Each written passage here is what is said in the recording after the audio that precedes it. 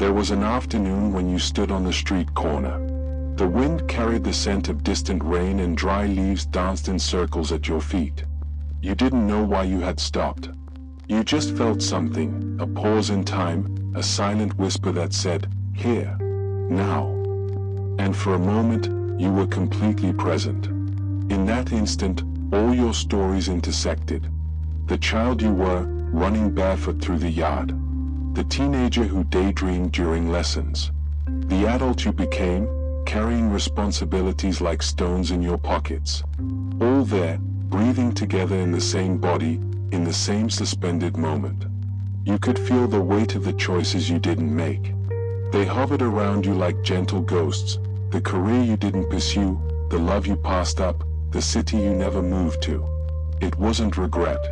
It was recognition. All these versions of you existed somewhere, in some parallel dimension of the possible. The sun filtered through the clouds, creating shadows that moved slowly across the tarmac. You observed how the light changed everything, the color of the cars, the texture of the buildings, the expression of the faces passing by. And you realized that you too were always changing, always becoming, always about to choose who to be in the next second. There was something magical about that pause. As if the universe had held its breath so that you could hear your own heart. The noises of the city continued, cars, voices, machines, but they formed a distant symphony while you inhabited that little sanctuary of stillness that you had created just by stopping. You remembered the last time you felt like this. Perhaps when you were 7, lying on the grass watching the clouds turn into impossible animals. Or at 15, walking alone at dawn after a party, feeling infinitely small and infinitely important at the same time. Moments when you simply were, without needing to justify or explain. It felt like being on the edge of something immense. Like a bird about to fly, or a word about to be spoken. You knew that when you moved again, when you started walking again, something would be different. Not necessarily better or worse. Just different. And there was a strange peace in that certainty. But then came the vibration of the phone in your pocket. One notification, then another. The digital world pulling you back into its endless stream of distractions and demands. You hesitated. For a second, you considered not looking. For a second, you considered protecting that fragile moment like a lit candle in the middle of a storm. You noticed how your hand automatically moved towards the device. Like a conditioned reflex, trained by years of stimuli and responses. It was neither curiosity nor urgency. It was something deeper and emptier, the fear of silence, the fear of being alone with your own thoughts for too long. The world had become noisy in subtle ways. Not just the physical sounds, but the constant noise of other people's opinions, endless comparisons, edited versions of lives that were never real. You carried this noise inside you now, like static interfering with the natural frequency of your soul. There was a time when you trusted your instincts. When a decision came from the center of your chest, clear and unequivocal. Now, every choice passed through the filter of 1,000 external voices, what others expected, what would be most productive, what would generate the most likes, what would best fit the narrative you were trying to construct about yourself. You wondered when you started outsourcing your own intuition. When you started consulting algorithms about what to watch, apps about what to eat, social networks about how to feel. As if the wisdom of millions of strangers was more reliable than the quiet whispers of your own heart. Standing on that street corner, you could feel the weight of all the micro-choices that had brought you there. Every swipe, every click, every yes you said when you wanted to say no. They accumulated like sediment, forming layers over the person you really were, until sometimes you completely forgot who was underneath all that construction. The sky was slowly changing color, preparing for twilight. You watched other people pass by, each carrying their own inner worlds, their own unlived versions. All of you walking through this great collective staging, pretending to know where you're going, pretending to be sure of what you're doing. There was a time when you played at being other people. At the age of 8, you were an explorer in the morning, a scientist in the afternoon, an artist in the evening. Identity was fluid, playful, infinitely possible. Now you felt trapped inside a single version of yourself, as if you had accidentally chosen a character and forgotten that it was just a game. You tried to remember when you stopped playing like that. When life became too serious for experimentation, too heavy for lightness.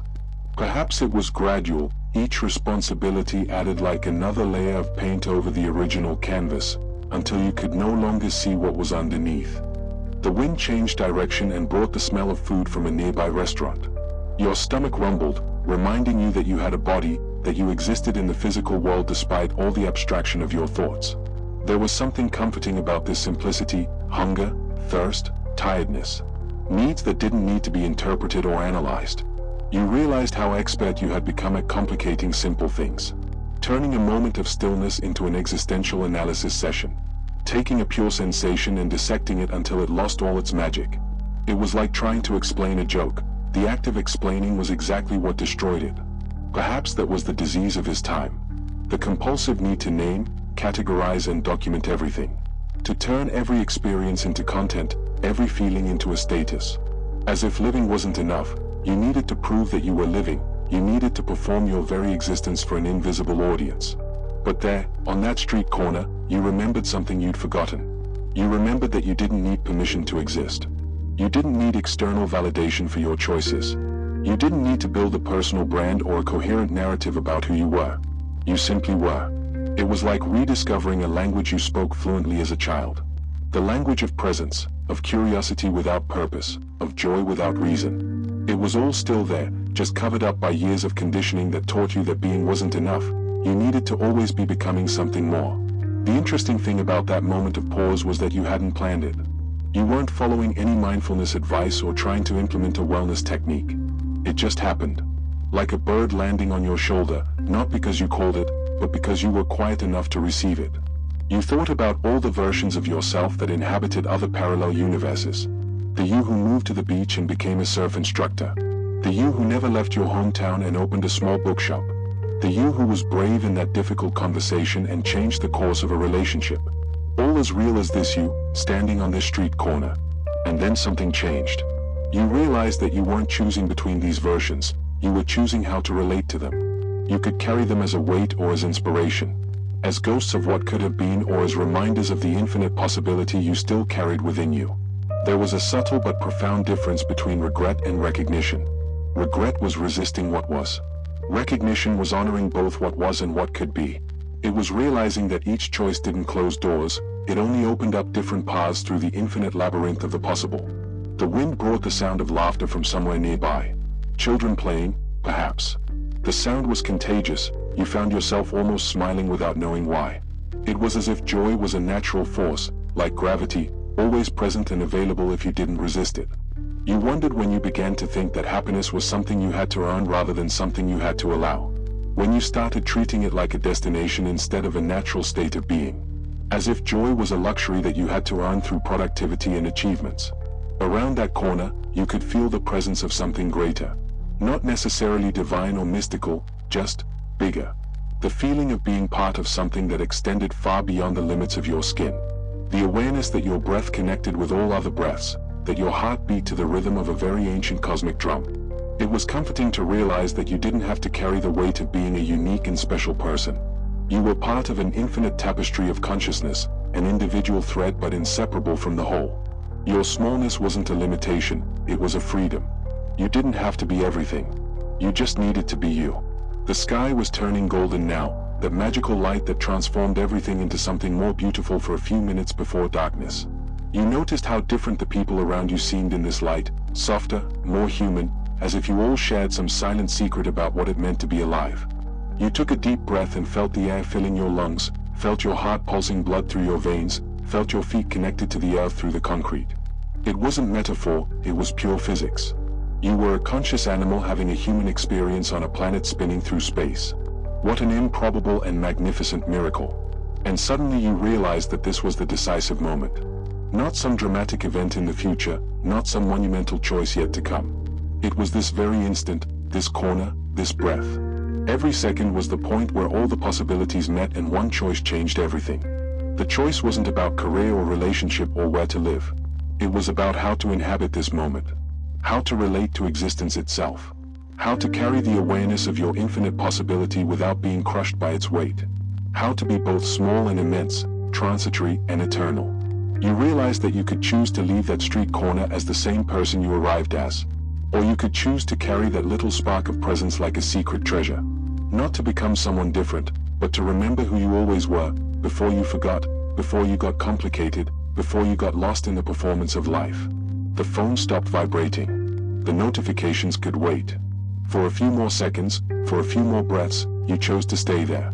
At the crossroads of all your possibilities. In the silence between who you were and who you are becoming. In the sacred space where time stops and eternity whispers your name. Because you've realized something fundamental. You don't have to be huge to matter. You don't have to solve all the mysteries or find all the answers.